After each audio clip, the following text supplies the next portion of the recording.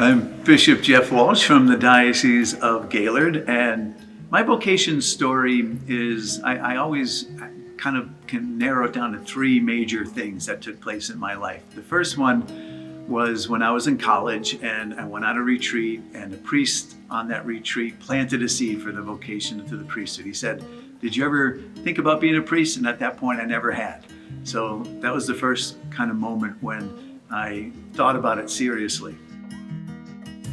Then a second thing was when I was in a job that I realized wasn't for me for the long term. And I had a relationship that didn't work out, and I was blessed to have been in that relationship, but then I knew I had a freedom to choose if God was calling me to the priesthood, that door was open. And then the third thing was when my grandmother got into the hospital and with a serious illness, and a young priest came to minister to her and to our family.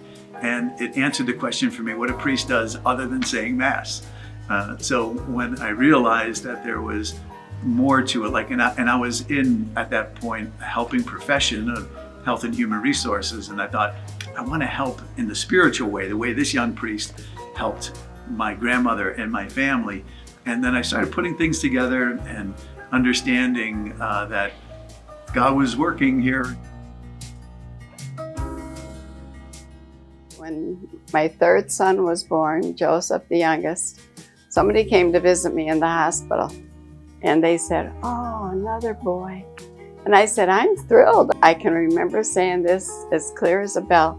I said, "Well, maybe one of them will be a priest." Jeff was very athletic, outdoorsman. He was religious to the point, but he'd be the one that I would not consider at the time. He had the qualifications for being a priest. One of them was he actually gave up a good job, a good paying job, to go to a counseling center.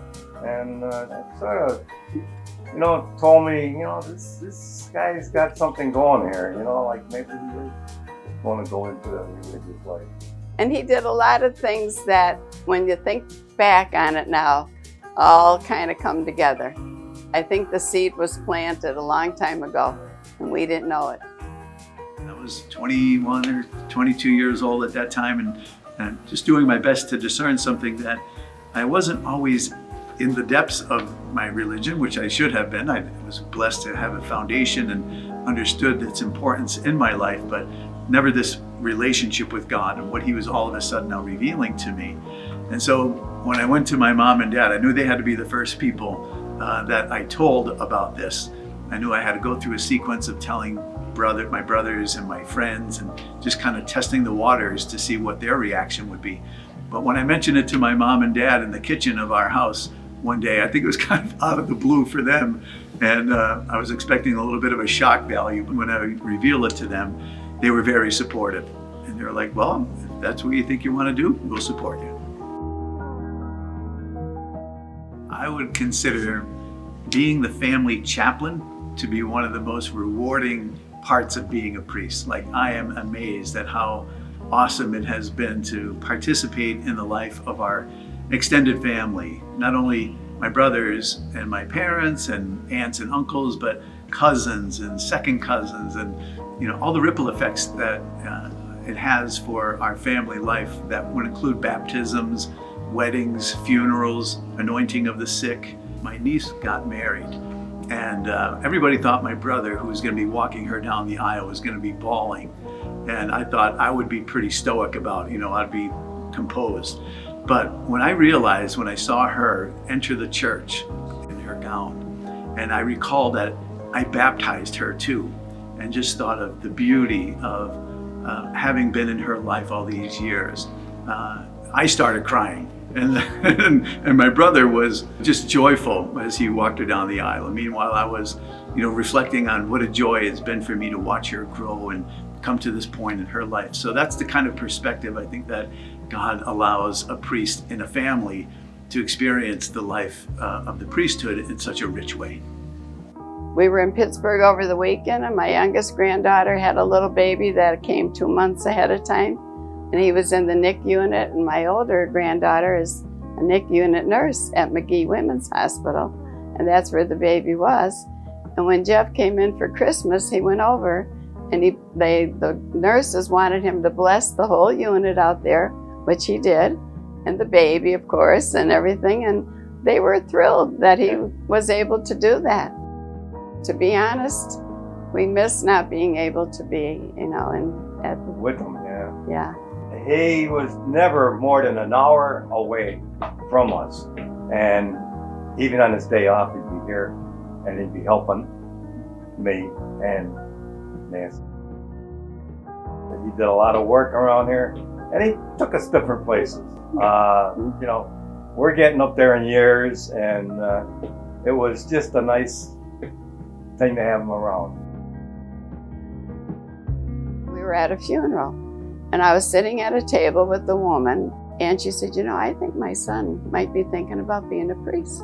And I said, well, encourage him. And I said, tell him to get involved with the things the diocese has to offer. That's a good way of being with the other ones that are feeling the same way that they are.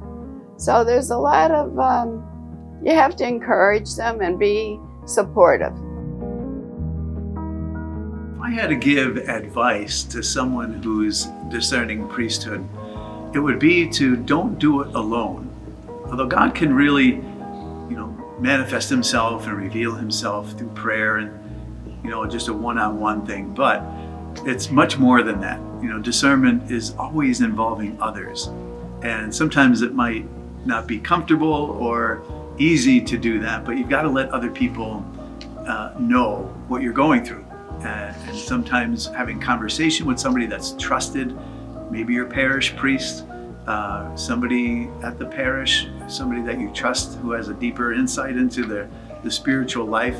And if you can do that on somewhat of a regular basis and just have ongoing conversation. But you do have to kind of you take a risk and reveal your heart to another person when you're discerning this, because it's a two-way street. Discernment of the priesthood is always a two-way street. It's what you're discerning of God's call, but it's also then the church discerning whether you have the call.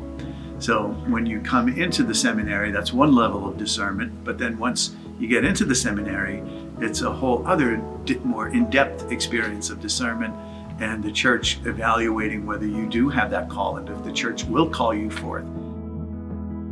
Notice the signs of the times.